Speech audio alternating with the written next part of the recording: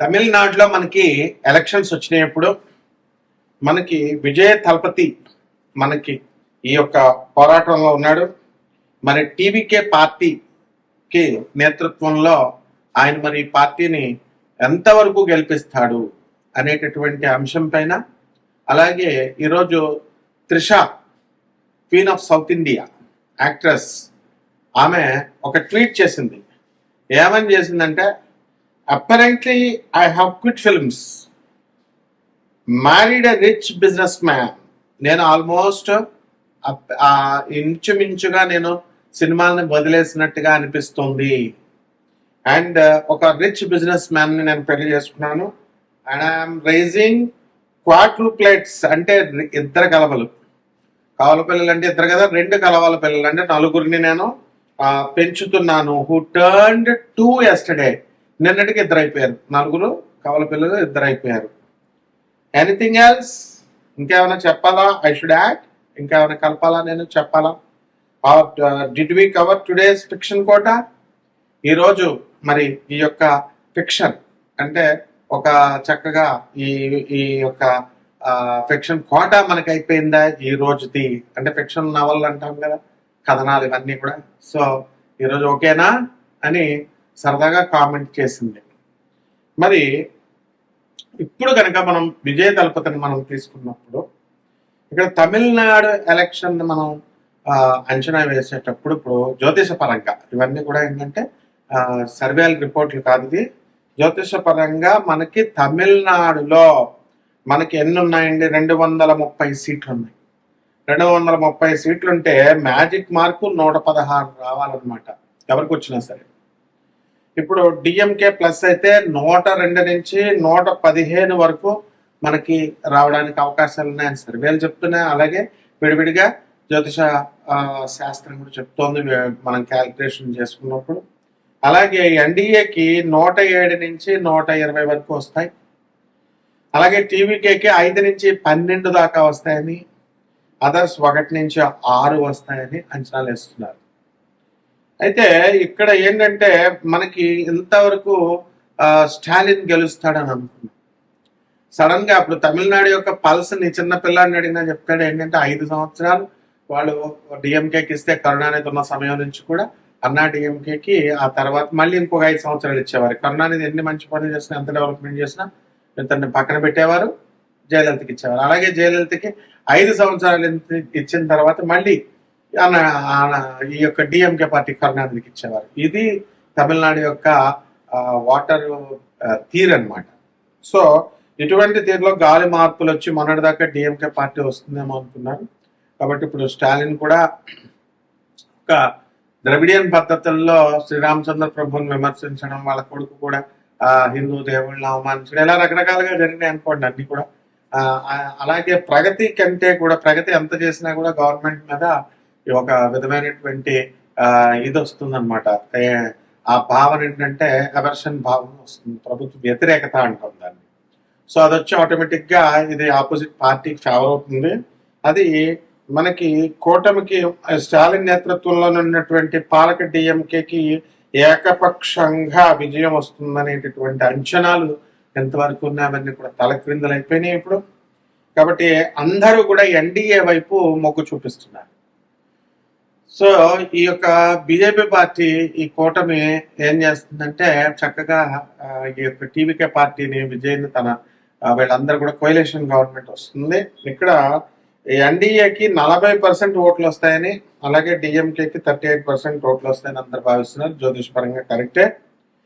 ఇప్పుడు మనం ఈ టీవీకే పార్టీకి మాత్రం విజయ్ తలపతికి 16% ఓట్లు మాత్రం వస్తాయి. అండ్ 2021 అసెంబ్లీ ఎలక్షన్లు కనుక మనం చూసుకున్నట్లయితే గతంలో డిఎంకే కూటమికి 158 వచ్చినాయి. మనకు రావాల్సిన ఏంటంటే 116 రావాలి. అలాగే అన్నా డిఎంకేకి 67 వచ్చినాయి. కాబట్టి ఇప్పుడు మనము ఏం చేస్తామంటే ఇప్పుడు విజయ్ తలపతి యొక్క జాతకం ఏ విధంగా ఉందో మనం చూద్దాం, పరిశీలన చేద్దాం. 22/6/1974 సంవత్సరంలో పుట్టాడు. ఇతను పుట్టింది మరి పుష్యమి నక్షత్రం చక్కగా. అయితే ఈయనకి మనకి లగ్నము కన్యా లగ్నం అయి ఉంది. అండ్ రాశి వచ్చేసరికి కర్కాటక రాశి. ఈ కర్కాటక రాశిలో చంద్ర కుజులు ఇద్దరు కలిసి ఉన్నారు కాబట్టి శశిమంగళ యోగం ఉంది, కానీ కుజుడు నీచపట్టాడు. నీచపట్టినటువంటి కుజుడు వృక్షగ్రహంతో కానీ స్వక్షేత్రగతుడైనటువంటి గ్రహంతో కనుక కలిసినట్లయితే ఆ నీచత్వం కొంతవరకు పోతుంది. అందువల్ల అతనికి ఈ యొక్క కుజుడు స్వక్షేత్రగతుడైనటువంటి చంద్రుడితో కలవడం వల్ల కుజుడు వీక్నెస్ కొంత పోయి కుజ దోషం కొంత హరించిపోయింది. కుజుడు కొంచెం బలం పొందాడు, అంటే కుజుడు యొక్క నీచత్వం పోయింది. అందువలన ఆయన సినిమాల్లో చాలా యాక్టివ్గా ఉండడం, ముందుకు దూసుకెళ్ళడం లాంటివన్నీ కూడా చేశాడు. అంతేకాకుండా ఈ రెండు గ్రహాలు కూడా చంద్రుడు కుజుడు ఇద్దరు కూడా లాభంలో ఉన్నారు. అలాగే రాజ్య స్థితిగతుడైనటువంటి రవి బుధ శని గ్రహాలు మిథున రాశిలో మరి ఈ మూడు కూడా ఉండడం, మరి బుధాదిత్య యోగాన్ని రవి బుద్ధులు ఇద్దరు కలిసి బుధాదిత్య యోగాన్ని ఇవ్వడం జరిగింది. అలాగే రాజ్యాధిపతి స్వక్షేత్రగతుడై ఉన్నాడు బుధుడు మిథున రాశిలో రవితో కలిశాడు. అలాగే మిత్రుడైనటువంటి శనిగ్రహంతో కలిశాడు. మరి ఇవి ఉన్నప్పటికీ కూడా రవి శనులు ఇద్దరు కొంచెం శత్రువులు కాబట్టి కొంచెం పవర్ మనకి ఈ యొక్క శనికి తగ్గింది అని మనం చెప్పుకోవాలి. అలాగే ఎంతో మంది ఇతనికి రాజ్యాధికారం లేదు అని నవ్వేవారు, సినిమాల్లో ఉన్నారు. ఇప్పుడు అంతకుముందు మనకి ఇప్పుడు విజయ్ వచ్చాడు, తర్వాత చాలా మంది సినిమా యాక్టర్లు తమిళనాడులో వచ్చారు. కానీ మన విజయ్ తలపతికి మాత్రము కంపల్సరీ రాజ్యాధికారం. ఆంధ్రప్రదేశ్లో ఏ విధంగా అయితే Pawan Kalyan deputy chief minister అయ్యాడు, ఇక్కడ విజయ్ తలపతి కూడా ఇప్పుడు మనకి మంచి కీలకమైనటువంటి పోస్ట్ రావడానికి అవకాశాలు ఉన్నాయి. ఇంకా డిప్యూటీ సీఎం ఇచ్చినా కూడా ఆశ్చర్యపడాల్సినటువంటి అవసరం లేదు. ఎందుకంటే మీకు ఎన్డీఏకి దీనికి కూడా కేవలము కొంచెం పర్సంటేజ్ ఎంత అంటే 2% తేడాతో వీళ్ళు ఉంది. ఆ 2% ఓట్లు ఇతను దగ్గరగా 5 నుంచి 12 ఓట్లు ఇతను క్యాప్చర్ చేయడం వల్ల మెయిన్ కింగ్ మేకర్ అవుతాడు విజయ్ తలపతి టీవీకే పార్టీ. కాబట్టి ఇప్పుడు మనకి విజయ్ కనుక మనం తీసుకున్నప్పుడు తృతీయ స్థితిగతుడైనటువంటి రాహుగ్రహం వల్ల ఈయనకి రాజ్యాధికార యోగాన్ని ఇస్తున్నాడు. అలాగే మనకి గురుడు మనకి కుంభరాశిలో ఉండడము, మరి షష్ఠ స్థితిగతుడైనటువంటి గురుగ్రహ ప్రభావం వలన అనేకమైనటువంటి అవాంతరాలు ఈయనకి పాపం ఆ మీటింగ్స్ లో ఆయన పెట్టినప్పుడు అక్కడ కొంతమంది మరణించడము, తొక్కిసలాట జరగడము ఇలాంటివన్నీ కూడా జరిగినాయి. అయితే ఆ భాగ్యములో ఉన్నటువంటి శుక్రకేతు గ్రహాల వల్ల ఇతనికి మరి స్త్రీల నుంచి బ్రహ్మాండమైనటువంటి మెజారిటీ ఓటింగ్ వస్తుందన్నమాట. స్త్రీల నుంచి లాభం కంపల్సరీ. అలాగే ఈయనకి ఇప్పుడు ధన తర్వాత భాగ్యాధిపతి అయినటువంటి శుక్రగ్రహము స్వక్షేత్రగతుడు అవడం వల్ల మహిళా ఓటర్లు అందరూ కూడా విజయ్ తలపతి అక్కడ తమిళనాడులో అన్ని కూడా ఫ్రీ స్కీమ్స్ పెడుతున్నారు కదా, మొత్తం అన్ని పార్టీలు విజయ్ తలపతి యొక్క ఫ్రీ స్కీమ్స్ కి అట్రాక్ట్ అవుతారు. పైగా ఇతను శని మహాదశ శేషంలో పుట్టాడు. 15 సంవత్సరాల 4 నెలల 17 రోజులు ఈయన శని మహాదశ శేషం జరిగింది. అంటే దగ్గరగా 1989 నవంబర్ 9వ తేదీ వరకు కూడా ఈయనకి శని మహాదశ జరిగింది. తర్వాత 17 సంవత్సరాలు బుధ మహాదశ. అందువల్ల 2006 11 నెల 9వ తారీఖు వరకు మనకి ఈ యొక్క బుధ మహాదశ జరిగింది. తర్వాత కేతు మహాదశ 2013 వరకు జరిగింది. అక్కడి నుంచి 20 సంవత్సరాలు శుక్ర మహాదశ 2033 వరకు కూడా 9వ తారీఖు నవంబర్ 2033వ తారీఖు వరకు కూడా ఎవరు విజయ్ తలపతిని టచ్ చేయలేరు.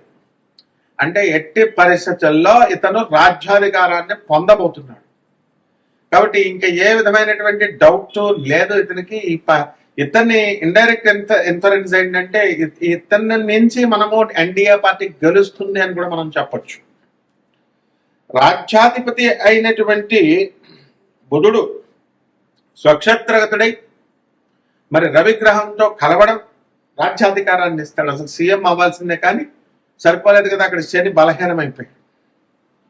కాబట్టి ఇక్కడ మనకేంటైందంటే పంచమ షష్ఠాధిపతి అయినటువంటి శని రాజ్యాధిపత్యాన్ని పొందడం వల్ల మనకి ఈ యొక్క రాజ్యాధికారం మనకి వస్తుంది, మిశ్రమ ఫలదాయకంగా ఇస్తుంది. శత్రువులందరినీ కూడా తొక్కుంటూ వెళ్తాడు. శత్రువులతో ఈయన ఎవరైతే మరి బీజేపీ ఎవరండి, ఇతరులు ఎవరెవరేయండి, ఇతన్ని ఇబ్బంది పెట్టడానికి స్టాలిన్ ప్రభుత్వాలు ఎవరేయండి, ఇవన్నీ కూడా పెట్టినటువంటివన్నీ కూడా ఇబ్బందులను అధిగమించి ఈయన వాళ్ళతోనే స్నేహం చేసి, ముఖ్యంగా బీజేపీ పార్టీతో ఎన్డీఏ కూటమికి ఈయన విజయాన్ని తెచ్చిపెట్టడానికి మూలకారకుడు అవుతాడు.